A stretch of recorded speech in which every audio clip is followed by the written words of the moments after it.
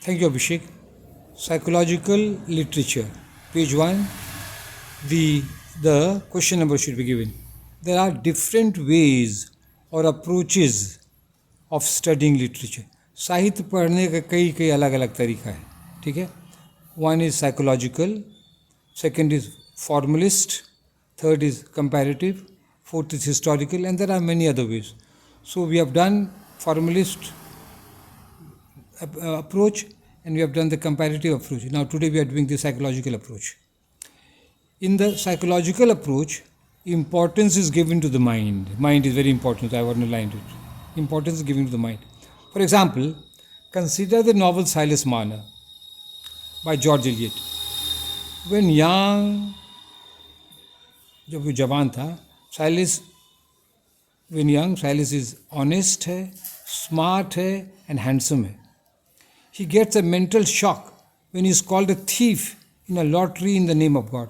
लेकिन भगवान के नाम पर जब लॉटरी खेला जाता है तो वही चोर निकल जाता है. कुछ पैसा चोरी हो गई है, उस चोर को पकड़ने के लिए लॉटरी करता और वो ईमानदार है, फिर भी बेचारे को लॉटरी में निकल जाता है यही चोर है.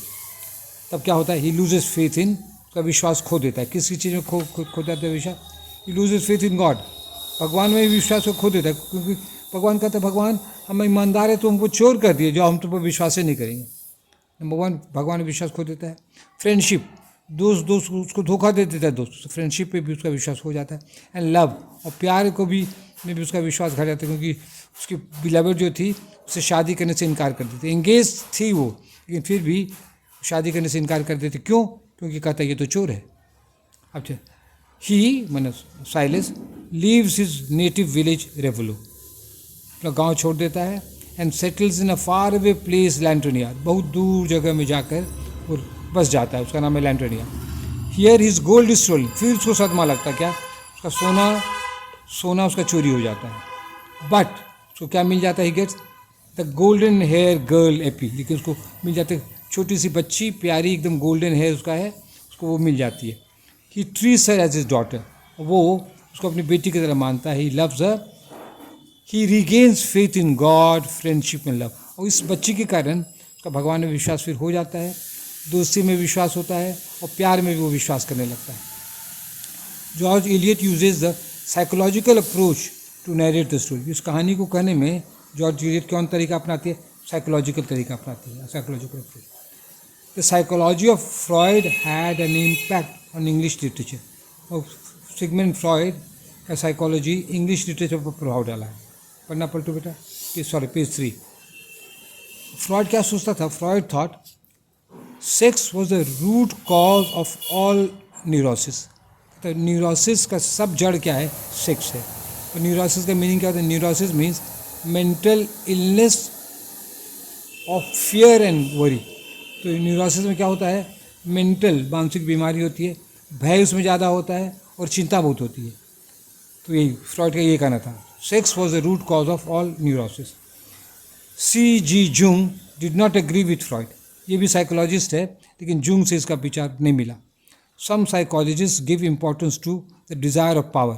कुछ साइकोलॉजिस्ट क्या कहते हैं? सेक्स इंपॉर्टेंट नहीं है, पावर. लोग ज़्यादा पावर चाहता है, इसी के कारण दुनिया चलती है. Let us consider the modern short story the kite. अब काइट को सब समझा जाए. By Somerset Maugham. The protagonist Herbert refuses to pay maintenance to his wife Betty because she has smashed his kite. अब देखिए कैसा ही पागल है, क्या अपनी वाइफ को इसलिए पैसा नहीं देता है, खाना खर्ची नहीं देता है, क्योंकि वो उसका पतंग फाड़ दिया, smashed his kite. Herbert will remain in jail but he will not give money to his wife. Herbert का हम जेल में मर जाएंगे लेकिन अपनी पत्नी को पैसा देने वाले नहीं, उसको मेंटेनेंस हम नहीं देंगे. क्यों? वो पतंग फाड़ दिए. पढ़ना पलटो बेटा. The kite has a psychological meaning. अब देखिए काइट में क्या है? कोई साइकोलॉजिकल मीनिंग है. It indicates Oedipus complex. जो जिसको है जो हर्बर्ट जो है उसको बचपन से माँ के साथ पतंग उठाता है, उसको माँ से कुछ अटैचमेंट हो गया है, इसीलिए जब काइट फाड़ता है लगता है उसकी माँ पर चोट है और उससे गुस्सा जाता है.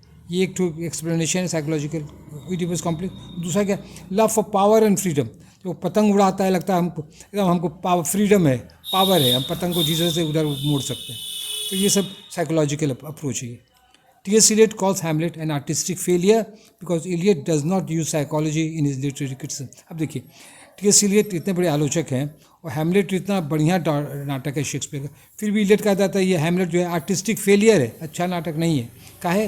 Because Eliot does not use psychology in his literary criticism. और इलियट की क्या कमी है, वो साइकोलॉजी को यूज़ नहीं करता अपनी लिटरेरी क्रिटिसिज्म में. The frontiers of criticism of Eliot is against the use of psychology in literary criticism.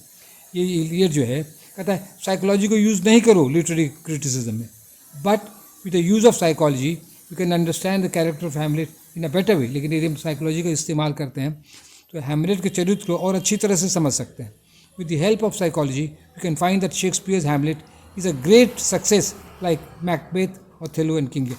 यदि साइकोलॉजी यूज़ करेंगे तो क्या लगेगा, क्या कहते हैं, हैमलेट भी उतना ही अच्छा नाटक है जितना कि मैकबेथ है, ओथेलो है, किंग लियर है.